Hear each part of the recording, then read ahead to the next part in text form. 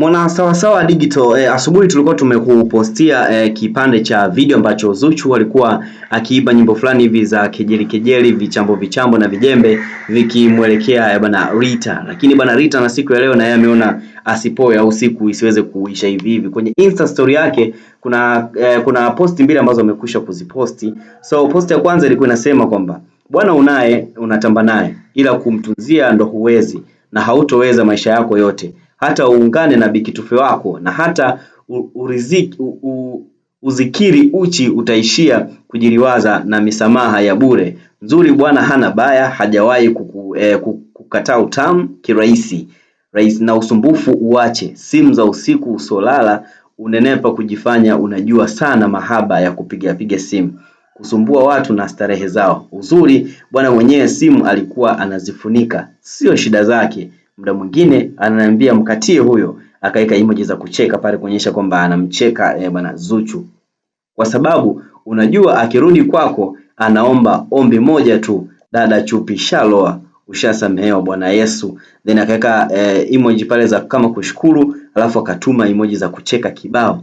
Jina lako jipya bwana Yesu, msamehe dhambi za watu. Hiyo ni story ambayo alikuwa amesha kuiposti ya kwanza kwenye Insta story yake, lakini aliendelea kwa kusema kwamba usiongee sana, mimi na wewe nani kidode. Akamuuliza pale nani kidode? Mimi nimemkataa bwana wako, anakopa sana japo nimezikwangua. Vipi wewe unapauka mpaka kope? Anamuuliza maswali sasa ya Zuchu. Watu tunakuchora mafumbo mengi kitandani zero. Au nikwambie alivyokuwa ananiambia umepona kwanza kujikuna? I say ilikuwa ni maswali mengi sana ya kijeri. Huu muda wa kuimba taarabu ungechukua wakufunze jinsi ya kumfanya bwana akuheshimu kabla ya kumfanya asitoke nje, maana ni mtihani kidogo. Huna mbele wala nyuma, tulia tukustiri, tunayajua mengi, tukikwambia unazikwa leo.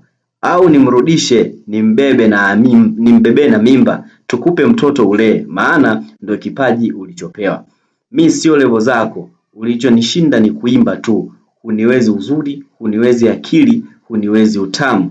Chezea kwingine sio kwangu. Mi ndoa nikiitaka naipata, sijaitaka tu. Sawa kipulizio. Alafu kaandika pale bye. Huo ndio ujumbe ambao alikuwa ameposti kwenye Insta story yake bana Rita, na haya ni majibizano tu ambayo alikuwa anamjibu Zuchu mara baada ya Zuchu kuweza kutuma kile kionjo cha ile taarabu kama kigoma fulani hivi akimwambia na kejeli nyingine kama hizo.